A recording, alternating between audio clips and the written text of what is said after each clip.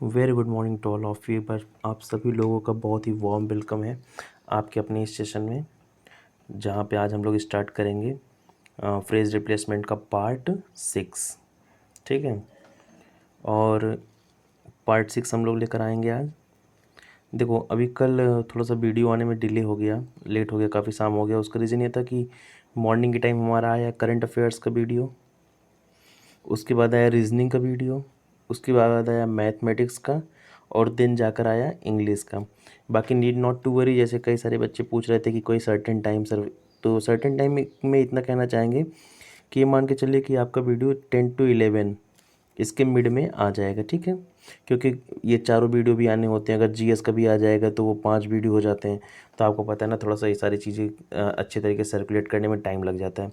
बाकी पूरी कोशिश रहेगी कि आपको 10 to 11 के मिड में, बीच में वीडियो ये इंग्लिश का अवेलेबल हो जाए। ठीक है, और जो आज ये सेशन देख रहे हैं, पार्ट 5 नहीं देखे हैं, सबसे पहले जाके पार्ट 5 को देख लें, क्योंकि बहुत सारे उसमें मतलब आपको इन्फॉर्मेशन मिलेगी, अप्रोचेज़ मिलेंगे, लॉजिक मिलेगा। ठीक है, अब देखो, आज मैंने 2 बच्चों का क्वेश्चन लिया है। पहला क्वेश्चन ये है कि एक बच्चे ने सेंड किया था कि सर इसका आंसर क्या होगा, वो लिया है। और दूसरा, एक सगुन मैम ने कमेंट किया है क्वेश्चन पे, सर क्वेश्चन नंबर 32 समझ में नहीं आया है, उसमें एसेंट्रिक ऑप्शन क्यों नहीं होगा। तो दोनों क्वेश्चन को हम 1 to 1 करके डिस्कस करेंगे। सबसे पहले ये क्वेश्चन दिखा दूँ, जो क्वेश्चन मुझे सेंड किया गया था, और आप सभी लोगों ने आंसर भी दिया है। बढ़िया है, अच्छा अप्रोच है सभी का। तो चलिए मैं कॉन्सेप्ट बताता हूँ सर। फर्स्ट ऑफ ऑल एक बात जान लीजिए सर, अगर कहीं भी ईच आ जाए, एवरी आ जाए, एवरी वन आ जाए, नन आ जाए, नीदर आ जाए, ईदर आ जाए, मोर देन वन आ जाए, तो ये सारी चीज़ हमेशा रिप्रेजेंट करती हैं क्या, सिंगुलर को। कैसे रिप्रेजेंट करते हैं सिंगुलर को, तो इनके साथ जो सब्जेक्ट लगता है वो भी सिंगुलर होता है, जो हेल्पिंग वर्ब लगता है वो भी सिंगुलर होता है, और जो आपका प्रोनाउन लगेगा वो भी कैसा होगा, सिंगुलर होगा। मतलब each and everything must be in singular case. ठीक है, अब देखो, इसमें हमारा कहीं पे हेल्पिंग वर्ब गिवन नहीं है, तो हम फाइंड आउट करेंगे किसको, मेन वर्ब को। और आपको मैंने एक लेक्चर में बताया था कि जब भी हम नाउन में एस और ई एस को ऐड करते हैं वो क्या बनता है, प्लूरल ना। लेकिन जब भी हम किसी वर्ब में एस और ई एस को ऐड करते हैं तो वो क्या बनता है, सिंगुलर। तो यहाँ पे जो वर्ब है उसको, अग्री को, हमें सिंगुलर बनाने के लिए इसमें क्या करना पड़ेगा, एस और ई एस को ऐड करना पड़ेगा। मतलब कि इसको ऐड कर देंगे तो ये चीज़ हमारी क्या हो जाएगी, सिंगुलर। आप इस कॉन्सेप्ट को एक जगह नोट डाउन भी कर लीजिएगा कि अगर if, each, every, everyone, none, neither, either, more than one, etc are given in the sentence, then we will use singular subject, singular helping verb and singular pronoun। ठीक है, मतलब कि each and everything must be in singular form। चलिए आगे move करते हैं question number 32 पे। Comment box में आया था सर, क्वेश्चन नंबर 32 पे आपने बताया था कि ये पाउडर केक। अब पाउडर केक क्यों होगा, ये इसेंट्रिक क्यों नहीं होगा। सबसे पहले मैं आपको बता दूं, इसेंट्रिक का मतलब होता है विम्सिकल, जिसे आप कहते हैं एक तरीके से ना सनकी टाइप का। मतलब कि उसका कुछ मतलब नहीं है, जैसे मतलब उसको कोई पर्पज़ नहीं है, कब उसका माइंड कैसा हो जाए। अभी मान लो अच्छा खासा इंसान बैठा है, चलो बिठा देते हैं। अभी मान लो ये चंगू है, इसका नाम भी दे देते हैं, क्या है, चंगू। मान लो अभी ये अच्छा खासा बैठा हुआ है, और अचानक बैठे बैठे इसका कुछ ऐसा हो जाए कि ये अपना सारा काम हम छोड़ के अपने आप को मारने पीटने लगे, दूसरों को मारने पीटने लगे। तो इस तरह के जो होते हैं एक्टिविटीज़, उनको हम क्या कहते हैं, एसेंट्रिक पर्सन, मतलब कि सन की आदमी, या विम्सिकल, या जो कहते हैं कि एक तरीके से अपने आप से ही ऊब गया, परेशान हो गया, सन की है। लेकिन अगर हम इसकी बात करें, केक पाउडर की, तो मैंने आपसे बताया था डेंजरस सिचुएशन, या ऐसी कोई चीज़ जो डेंजरस हो, जो आपको क्या कर सके, हार्म कर सके। अब मैंने बताया था लूज कैनन, इसका मतलब क्या होता है, ट्रबल मेकर, मतलब जो आपको क्या करे, परेशान करे। अब इसमें कोई ऐसा सेंस एग्जैक्ट डायरेक्ट दिया नहीं था, तो और हमें चूज क्या करना होता है, मोस्ट अप्रोप्रिएट। और जब हमें मोस्ट अप्रोप्रिएट चूज करना होता है, इसलिए हम इसके साथ गए थे। ठीक है, फ्रेज रिप्लेसमेंट और क्लोज टेस्ट में हमेशा याद रखिएगा, आप हमेशा चूज करते हैं किसको, मोस्ट अप्रोप्रिएट को। ठीक है, चलिए आगे के क्वेश्चन की तरफ मूव करते हैं सर। आगे के सारे क्वेश्चन के लिए आपको 30 सेकंड मिलेंगे। ठीक है, गेट रेडी गाइज। चलिए क्वेश्चन नंबर 36 के लिए your time starts now.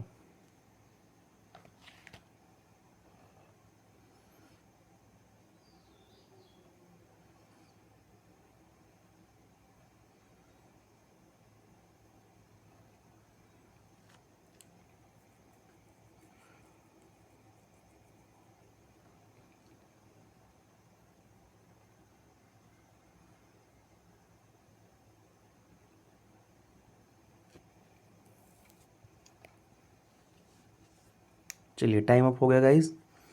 Answer देखते हैं हम लोग।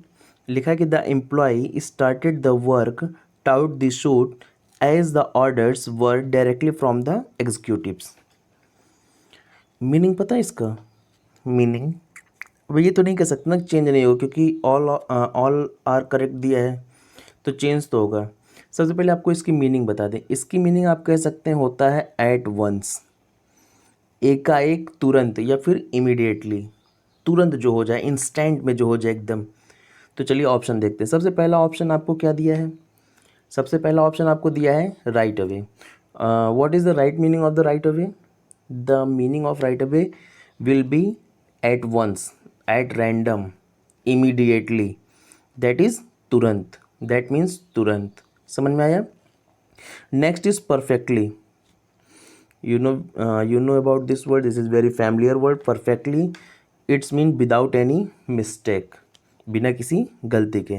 accurate, it also carries same meaning. आप इसको perfectly कह सकते हैं, accurate कह सकते हैं, जिसमें कोई मिस्टेक ना हो, जिसमें कोई गलती ना हो। नेक्स्ट क्या है? अच्छा, इसमें दोनों में कोई डिफरेंस बताएंगे आप? हाँ, दोनों में अगर कोई डिफरेंस बताना हो सोचिए क्या बताएंगे।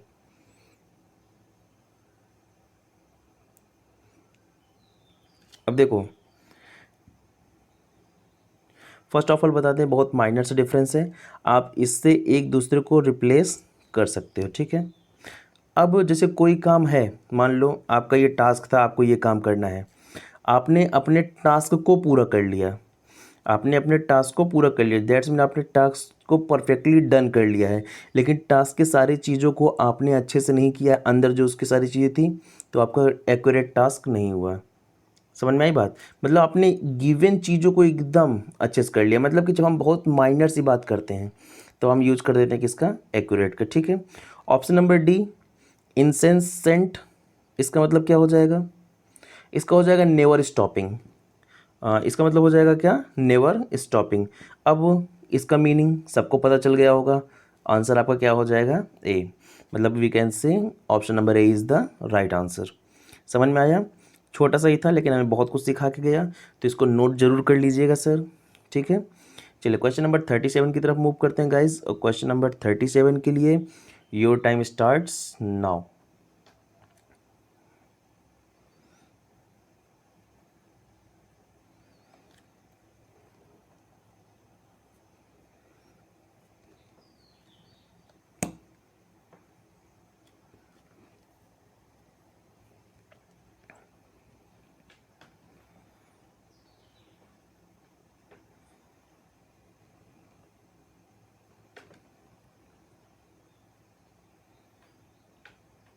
चलिए टाइम अप हो गया गाइज। इसका जैसे मैं ऑप्शन देख रहा था तो बहुत सारे बच्चे जो थे, मतलब कि वो जा रहे थे ग्रे मैटर, हाँ ग्रे मैटर के साथ। अब देखते हैं क्या होगा। सबसे पहले लिखा है कि they are waiting for the boss with bells on. इसका मतलब पता है? इसका मतलब आप कह सकते हैं कि एक्साइटमेंट के साथ। इसका मतलब क्या है? एक्साइटमेंट के साथ आप कह सकते हैं, या फिर कह सकते हैं आप फुल ऑफ एनर्जी के साथ, या आप कह सकते हैं बहुत ही इंथुजियास्टिक होकर। समझ में आया? एक्साइटेड होकर, इंथुजियास्टिक होकर, बहुत ही मतलब कि एक तरीके से कह सकते हैं उत्सुकता के साथ ना। अब चलिए ऑप्शन नंबर ए देखते हैं। ब्राइट साइड बताने की ज़रूरत नहीं है, सभी लोग अच्छे से जानते हो। नेक्स्ट क्या है? Grey matter. और ग्रे मैटर मतलब होता है सर इंटेलिजेंसी, जिसका मतलब क्या होता है? बुद्धिमत्ता। तो they are waiting for the boss, grey matter, वो बॉस का इंतज़ार कर रहे थे बुद्धिमत्ता के साथ कि एक्साइटमेंट के साथ इंतज़ार करेंगे? हाँ, एक्साइटमेंट साथ करेंगे ना। ऑप्शन नंबर सी क्या है? ऑप्शन नंबर सी का है बेटेड ब्रीथ। अच्छा, बेटेड ब्रीथ का मतलब क्या होता है? बेटेड ब्रीथ का मतलब ये होता है कि मतलब कि थोड़ी देर के लिए किसी किसी कारण से आपकी सांसें रुक जाना या फिर थोड़ा सा आप सरप्राइज हो जाना। मतलब इंग्लिश में अगर बोलेंगे तो we can say to hold one's breath due to suspense. किसी सस्पेंस के कारण आपकी सांसें रुक जाना। मतलब कई बार होता है ना, जैसे आपके सामने कोई गिफ्ट रख दिया जाता है तो आपकी सांसें रुक जाती हैं कि इसके अंदर क्या हो सकता है। तो ये सांसें रुकना यहाँ पे क्या है, यहाँ पे आपके एक्साइटमेंट को ही वो रिप्रेजेंट कर रहा है, नथिंग मोर एल्स। तो समझ रहे हैं। तो इसका क्या होता है, to hold one's breath due to suspense, मतलब कि आपके अंदर जो एक्साइटमेंट है। नेक्स्ट क्या है, ड्राई टाइम। ड्राई टाइम मतलब होता है minimum time for two things. मतलब कोई दो चीज़ हैपन होने में जो मिनिमम टाइम लगता है उसे हम क्या कहते हैं, ड्राई टाइम। ठीक है, इसको दूसरे वर्ड में हम रिकॉर्ड टाइम भी बोलते हैं। अब आप सभी लोग समझ गए होंगे। तो बॉस का इंतज़ार कर रहे हैं तो कैसे करेंगे, फुल ऑफ एनर्जी से करेंगे, एक्साइटमेंट के साथ करेंगे। इसलिए आपका जो ऑप्शन नंबर है वो ऑप्शन नंबर कौन सा सही हो जाएगा, सी। ठीक है, तो इसको सब ध्यान रखिएगा। गलतियाँ होती हैं और गलतियाँ जो आपके मिस्टेक्स हैं, they are showing that we are approaching. वो यही शो करते हैं कि हम क्या कर रहे हैं, अप्रोच कर रहे हैं। और हम अप्रोच कर रहे हैं तो बहुत अच्छी बात है, नहीं कर रहे हैं तो फिर सोचिए क्या कर सकते हैं। चलिए क्वेश्चन नंबर 38। क्वेश्चन नंबर 38 के लिए योर टाइम स्टार्ट्स नाउ।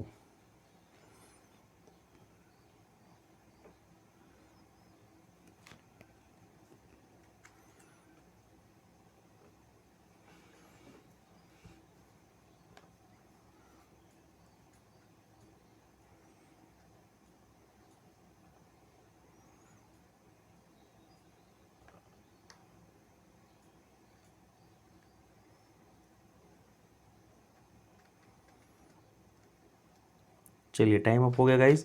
देखते हैं, लिखा है कि they have invited the new coach to ginger of the players. इसका मतलब क्या होता है, जिंजर अप। इसका मतलब होता है टू मोटिवेट। इसका मतलब क्या होता है, टू मोटिवेट। मतलब कि उन्होंने इनवाइट किया था नए कोच को प्लेयर को क्या करने के लिए, मोटिवेट करने के लिए। प्लेयर को क्या करने के लिए, इंस्पायर करने के लिए। टीच होगा, इसका तो मीनिंग टीच होता नहीं, मोटिवेट होता है। ट्रेन होगा, फियर होगा, इंस्पायर होगा। आप सही समझ रहे हैं, क्या हो जाएगा, ऑप्शन नंबर डी। अब देखो, अगर आपको मीनिंग पता होता ना तो डायरेक्ट देख रखा है, मोटिवेट का क्या हो जाएगा, इंस्पायर। और इसी के साथ हमारा इस ऑप्शन नंबर 38 का कौन सा ऑप्शन सही है, डी। ठीक है, मतलब कि आपको ये जो छोटे छोटे मैं फ्रेज लिखा रहा हूँ ना, ये आपको नोट करके रखना है, क्योंकि फ्रेजेज आर जस्ट लाइक धोखा। मैं कई बार बता चुका हूँ।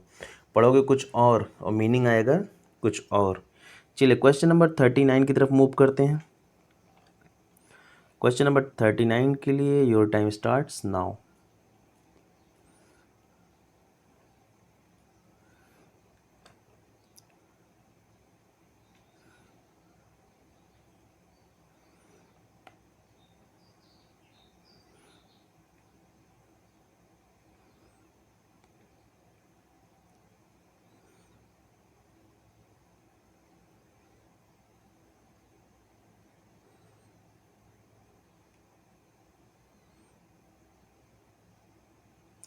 चलिए टाइम अप हो गया गाइज।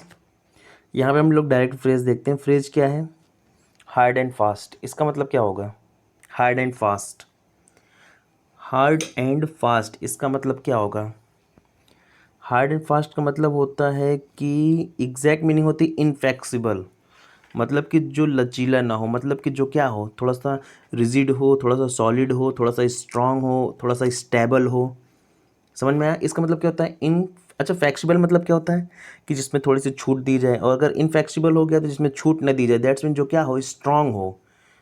अच्छा फ्लेक्सिबल में क्या है, आज ये है कल दूसरा भी कुछ हो सकता है। तो दूसरे वर्ड में कह सकते हैं जो क्या हो, स्ट्रांग हो या फिर क्या हो, स्टेबल हो।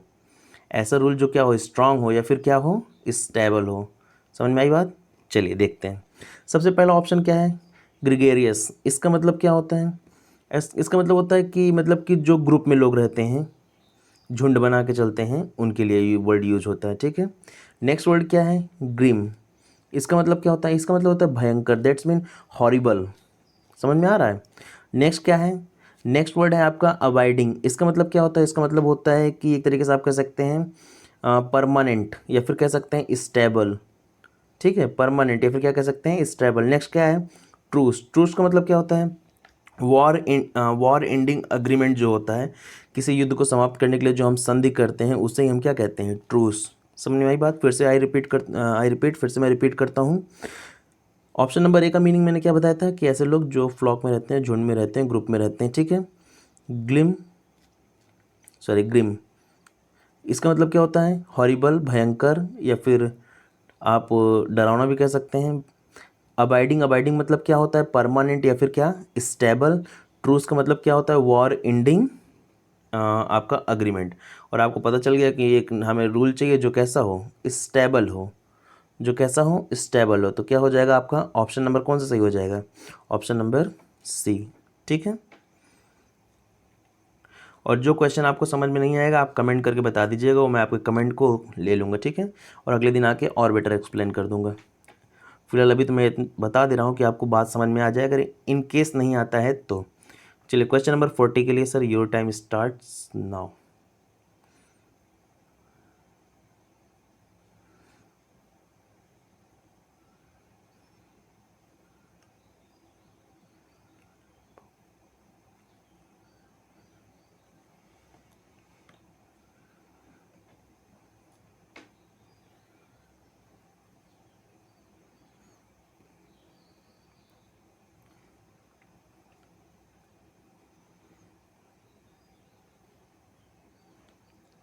चलिए टाइम अप हो गया गाइस, चलते हैं।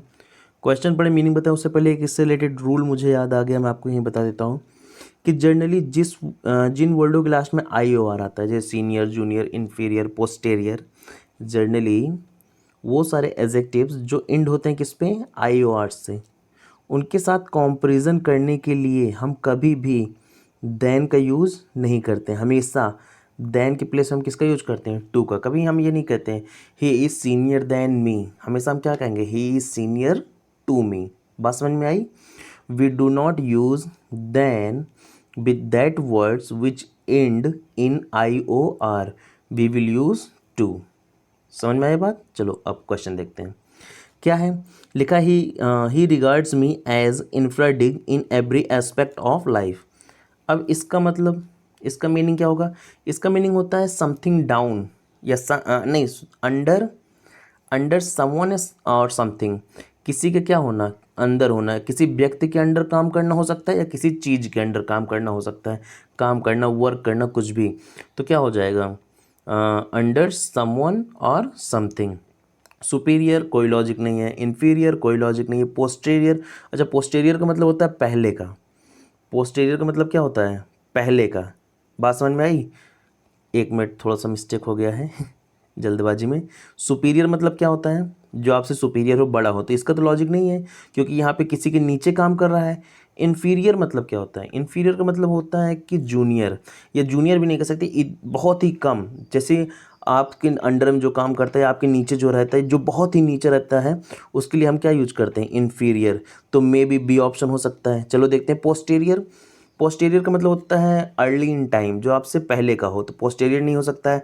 बाउडी, बाउडी मतलब होता है गंदा, दैट्स मीन मडी, या आप कह सकते हैं डर्टी, तो ये भी नहीं हो सकता है। मतलब गिवन ऑप्शन में देखें तो हमें समथिंग डाउन का सेंस चाहिए था, और समथिंग डाउन का सेंस हमारा जो दे रहा है वो कौन सा ऑप्शन है? Option number B. Is that clear guys? चलिए आगे बढ़ते हैं, ठीक है। अब मूव करते हैं सर क्वेश्चन नंबर 41 की तरफ, और क्वेश्चन नंबर 41 के लिए योर टाइम स्टार्ट्स नाउ।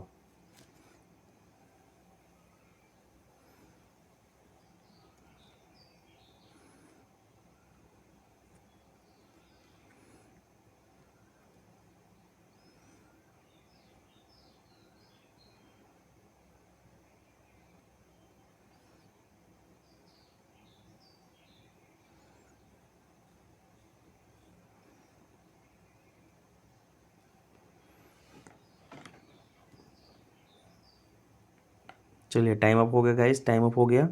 लिखा है सेंटेंस में दिया गया, गिवन है, चलिए देखते हैं। I try to stay away from her, मैं उससे बचने की कोशिश करता हूँ, दूर रहने की कोशिश करता हूँ। Because she know how to get my goat. अब देखो दूसरा कोई होगा तो सोचे गेट माई गोट मतलब क्या लेना? उसकी बकरी को ले लेना, चुरा ले जाना, हटा देना, तो ये सब नहीं होगा। गेट माई गोट का मतलब होता है, आप कह सकते हैं सी नोज, वह जानती है, हाउ टू इरिटेट, कि परेशान कैसे करते हैं, आपको जानबूझकर परेशान कैसे करते हैं। आप लोग बहुत कहते हैं ना अपने फ्रेंड से, अरे यार इरिटेट ना करो, सुबह से दिमाग ख़राब है, पापा अलग डांटे मम्मी अलग डांटी, है ना, ऐसा होता है। तो आप देख रहे हैं डायरेक्ट आपको ऑप्शन मिल गया, ऑप्शन नंबर क्या, बी। अगर आपको मीनिंग पता है तो कहीं ना कहीं आपके लिए बहुत ही हेल्पफुल होता है, मीनिंग नहीं पता तो आपको सोचना पड़ेगा। चलिए मूव करते हैं क्वेश्चन नंबर 42 की तरफ। ठीक है, क्वेश्चन नंबर 42 के लिए sir your time starts now.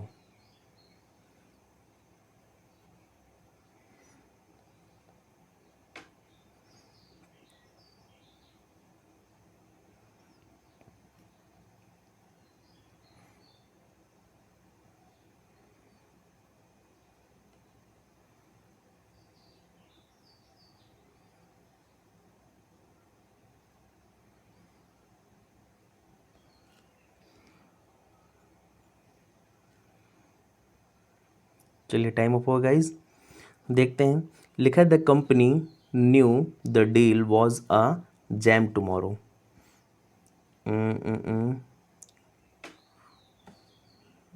क्या हो जाएगा, जाम टुमारो को मीनिंग क्या हो जाएगा, जाम टुमारो, इसका मीनिंग सर क्या होगा।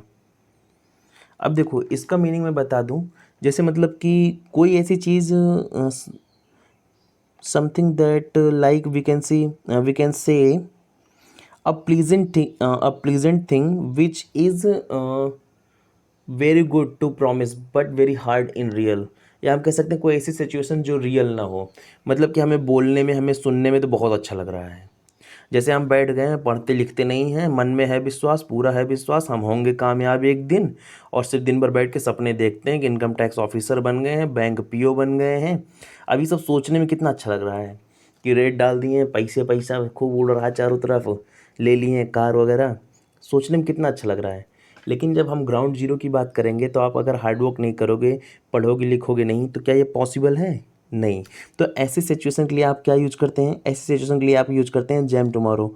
अब इसका मतलब आप सीधा कह सकते हैं कि ऐसी कोई चीज़ जो सोचने में या दिखने में प्लीजेंट हो, लेकिन रियल ग्राउंड जीरो की बात करें, अगर रियल लाइफ की बात करें, तो वो रेयरली, बहुत ही मुश्किल से, मतलब कि 1% आप उसको पा सकते हैं, बहुत ही मुश्किल से 1% आप उसको पा सकते हैं। ऐसे से ऐसी बातों के लिए आपको वो यूज़ करते हैं। ठीक है,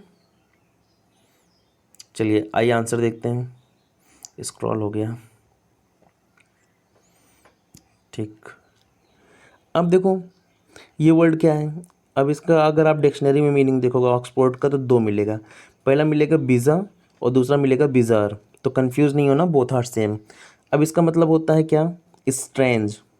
आप इसका मतलब क्या कह सकते हैं, स्ट्रेंज। ठीक है, रॉन्ग, डन, फैंटेसी। अच्छा फैंटेसी मतलब वही हो, situation that are not true, मतलब कि ऐसी कोई सिचुएशन जो ट्रू ना हो, बस अच्छा लग रहा है तो हम सोचे पड़े हैं कि बन गए हैं एकदम आईएएस ऑफिसर, बन गए हैं बैंकर, इनकम टैक्स में चले गए हैं।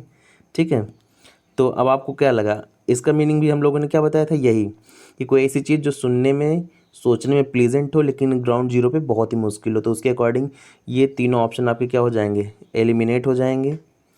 ये तीनों ऑप्शन कट जा रहा है, ये तीनों ऑप्शन आपके एलिमिनेट हो जाएंगे और ऑप्शन नंबर 4 आपका क्या बन जाएगा, आंसर। ठीक है, चलिए रोज़ तो मैं वैसे 6 क्वेश्चन 7 क्वेश्चन कराता था, 3 क्वेश्चन होमवर्क देता था, लेकिन आज आप देखेंगे नंबर ऑफ़ क्वेश्चंस को भी मैंने बढ़ा दिया है। चलिए आगे देखते हैं, क्वेश्चन नंबर 43 पे चलते हैं ना। इसका ये फ्रेज का मीनिंग गिवन है, फ्रेज की जो ये सब मीनिंग गिवन है इन सबको नोट कर लीजिएगा। 43 के लिए sir your time starts now.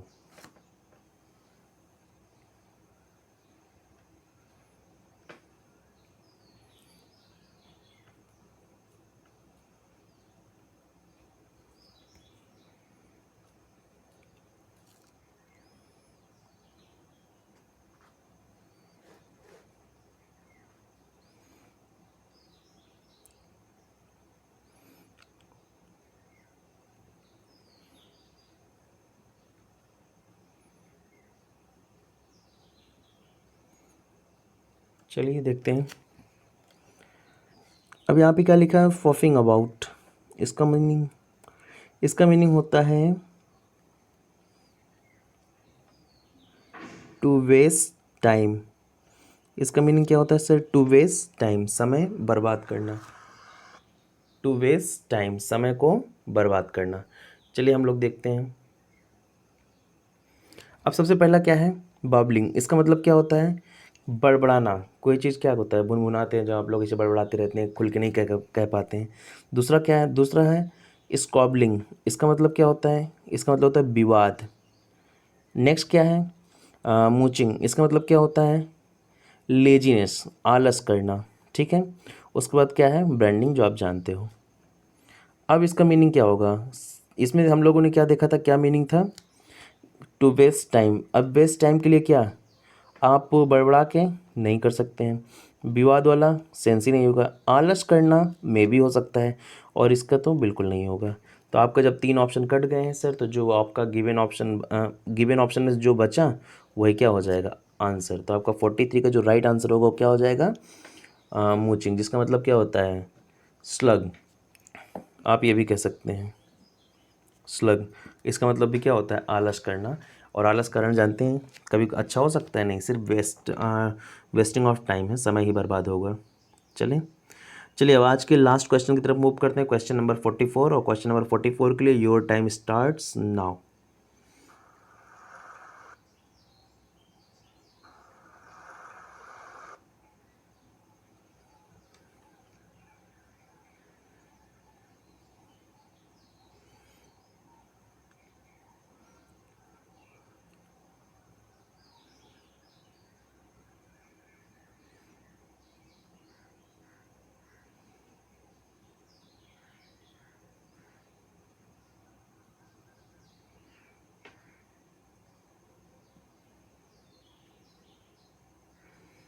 चलिए टाइम हो गया।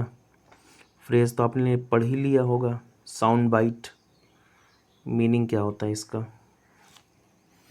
मीनिंग क्या होता है भैया भैया बच्चा? मीनिंग क्या होता है? इसको लगा डाला तो लाइफ झिंगा लाला ना। ठीक है।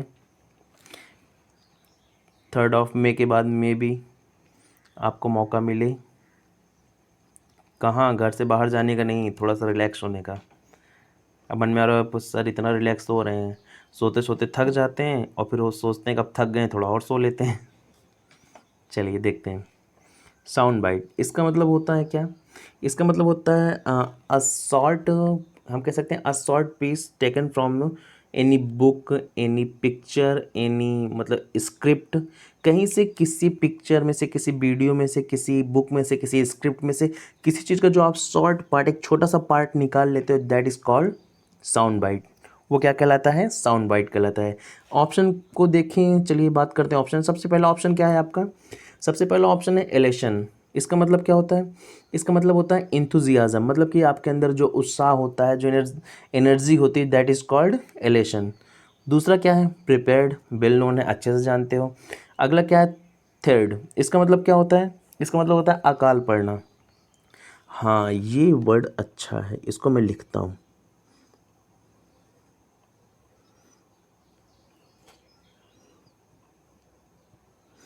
एक वर्ड आपने पढ़ा होगा EXCEPT, और एक वर्ड आपने पढ़ा होगा EXCERPT, जो आपके ऑप्शन में गिवन है। अब दोनों में मैं डिफरेंस बताता हूँ। एक्सेप्ट ना, ये तो आप फैमिलियर ही होंगे, समझ गए होंगे।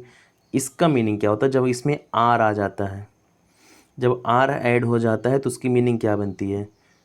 चलिए देखते हैं। जब आर ऐड हो जाता है तो उसकी मीनिंग क्या बनती है? अरे यार स्क्रॉल क्यों हो रहा है? अपने आप ही चल रहा है सब। चलिए अब देखो, इसका मीनिंग होता है कि कह सकते हैं अ शॉर्ट पीस टेकन, वही taken from a book, film, a piece of music और एनी स्क्रिप्ट।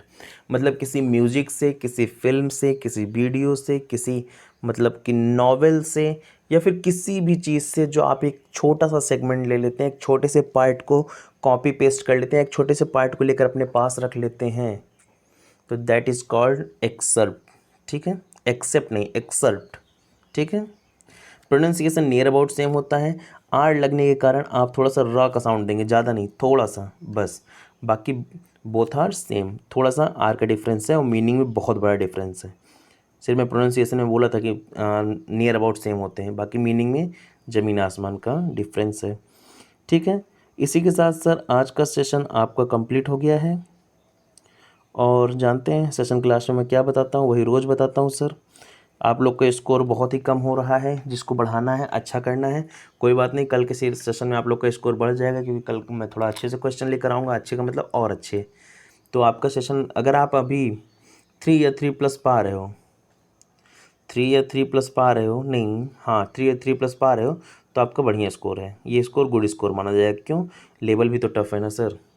ऐसा एग्ज़ाम में ये आपको बताया जा रहा है कि मान लो जब आपका एग्ज़ाम टफेस्ट लेवल का होगा तब कैसा होगा। अगर आप इतना स्कोर कर रहे हो तब नीड नॉट टू वरी, आप बढ़िया स्कोर कर रहे हो। आप लोग को पता है, मैं एक बार फिर से बता दूं, इसका PDF आपको हमारे टेलीग्राम चैनल इंग्लिश थोड़ा इजी सब पे मिल जाएगा, या फिर हमारा यूट्यूब का जो टेलीग्राम चैनल है कॉन्टेस्ट कॉटेज, आप यहाँ पे जाएंगे तो यहाँ पे आपको सारे वीडियोज़ का लिंक यहाँ से अवेलेबल हो जाएगा। ठीक है, बाकी सर सेशन अच्छा लगा हो तो लाइक करिएगा, कमेंट करिएगा, अपने दोस्तों के साथ शेयर करिएगा। ठीक है, और थम जानते ना, अंगूठे का आज बड़ा महत्व है। अगर आपको पसंद आया सर, इम्प्रूवमेंट आपको दिख रहा है तो लाइक करके जरूर जाएगा। अगर कोई सजेशन है, कोई सजेशन, मैं फिर से बोल रहा हूँ सर, आपका सजेशन वेलकम है, वेलकम कर रहा हूँ सर। उसको आप कमेंट बॉक्स में कमेंट कर दीजिएगा, मुझे टेलीग्राम कर दीजिएगा, मैसेज कर दीजिएगा, जहाँ भेज पाइएगा भेज दीजिएगा, उसको मैं इंक्लूड कर दूँगा। ठीक है, तब तक guys keep smiling, keep signing.